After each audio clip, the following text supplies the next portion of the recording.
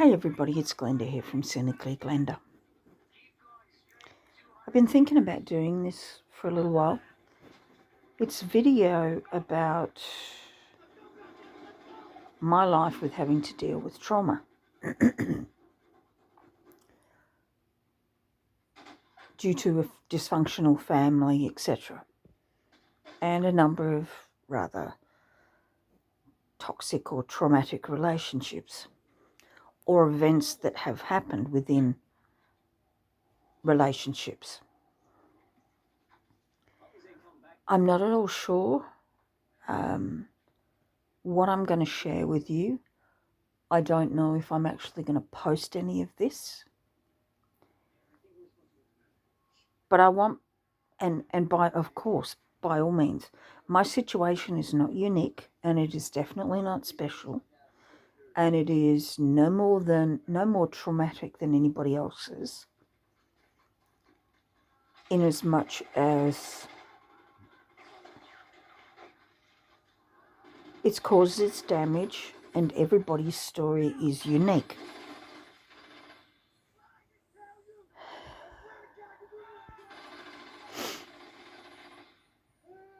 I really am not sure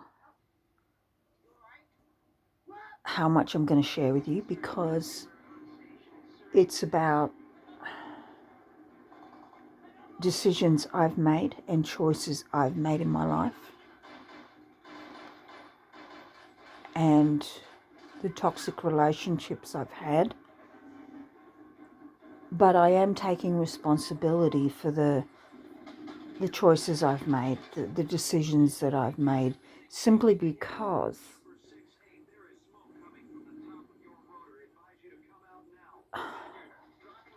every time I chose a particular situation, regardless of what it is, particularly in my adulthood, I made those decisions based on how I felt about myself, and what I understood and what I knew.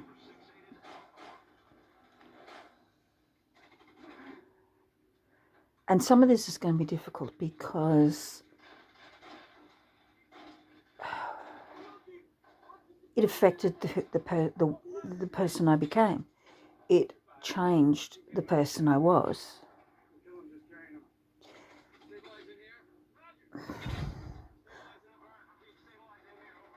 You know, being in a relationship with someone and at some point realizing that you settled for that person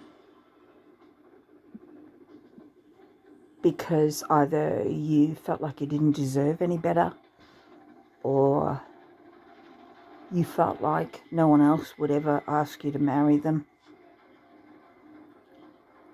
or on some subconscious level you deserved it, or that's the best you could do.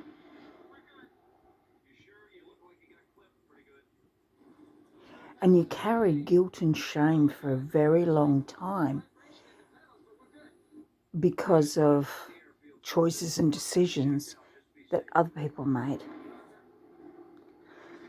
The responsibility I accept in my life and the trauma I've had to deal with is about choosing the people I did to be in my life, the friends I had, the men I became involved with.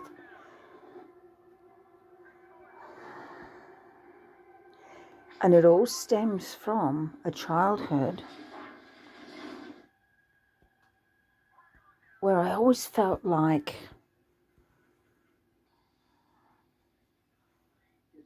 an accident. I was not wanted. And some of these words are actually the words that my mother spoke to me on several occasions. I was an unwanted pregnancy.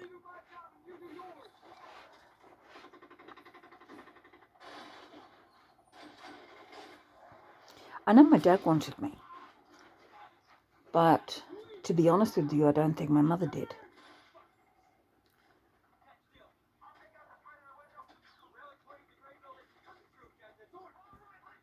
I'm just trying to figure out what I can say or how I'm going to tell this story, because it could be all over the place, and I have to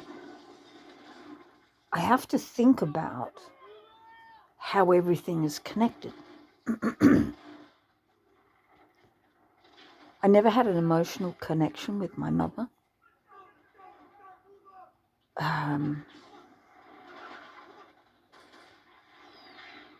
Never.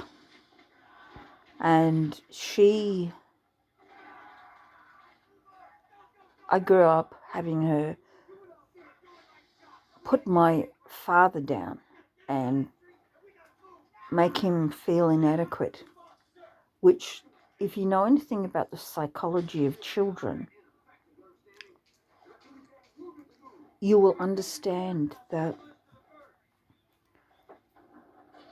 children take all of that criticism on board and they take it personally, because you have to understand with the child, well, I come from these two people, and if that person thinks that that person is useless and lazy and all that sort of thing, is a bad person, basically,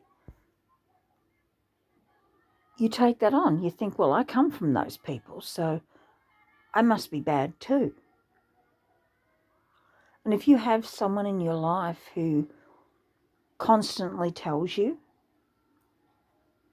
that you're not good enough and you didn't put in enough of an effort and you could have done better, and that's all I got from my entire life, from my mother. And to be honest with you, I think that I never really achieved a lot in my life, simply because I had the mentality, what was the point? It was never going to be good enough, etc., etc., etc. But one thing that I do know about myself is I'm intelligent, slightly above average, and I honestly believe that I probably could have done well in university, or college as they call it in the States. I did well in school, considering I rarely did homework, and I didn't apply myself very much.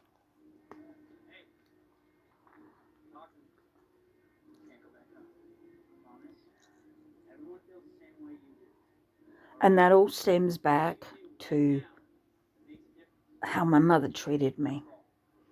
I can remember entering a arts and crafts competition that the finalists were going to be shown in the local annual show. We had showgrounds where I lived in the Blue Mountains, and I was entered in the age 8 to 12 group. And my assignment, or our class assignment, was to make something with curly paper. And I made a sheet with lawn, and everything. And I worked really hard on it. Anyway, I discovered that I did really well. And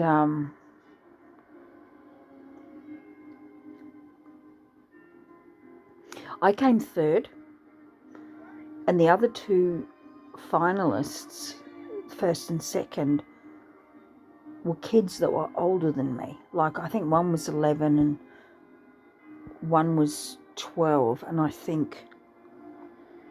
can't remember if I was 8 or 9. May have been about 8 years old. And I was so proud. And I told my mum. We went to the local show. I went to the display buildings. I found my display. It took me all day to get my mother to come there. And then when she did come there, she basically said, "Oh, you just got third." Is that all? And, oh, you could have done better. You could have won it. And I can remember this mother and child looking at me, and the woman just piped up and said, "You did a lovely job, sweetheart. You did really well." And I could see in her eyes that even at the tender age that I was, that this woman could feel my pain. And she just couldn't believe. My mother literally just walked away and left me standing there and made me feel so like I just shit on the cabinet, basically. But when I got that certificate and my art piece back, I threw the art piece in the bin and I just put the certificate away, and you know, it ended up in a pile of papers and bits and pieces. I had it for a good number of years after that, but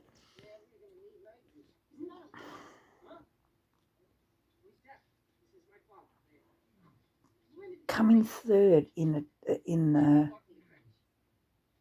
that competition just felt like I'd completely failed. It was just not good enough. So anyway, I'll see where I go from here.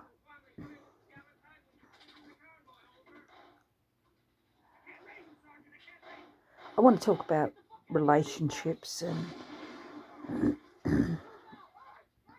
intimacy and trust and all that sort of thing. I just have to see how I go. I want to try and get these videos around the 10 to 15 minute mark. I don't want to talk for too long because I know some people just can't focus longer than 10 minutes. Anyway, I'll catch you in the next one. Bye.